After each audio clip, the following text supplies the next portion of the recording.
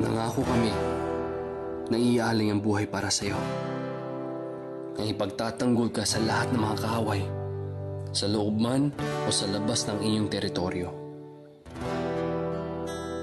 Hindi na mabilang ang bala na naubos namin sa mga labanan.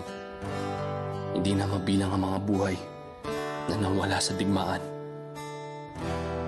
Pero narito pa rin kami, patuloy na lumalaban para tiyakin ang inyong kalayaan, para panatiliin ang kapayapaan.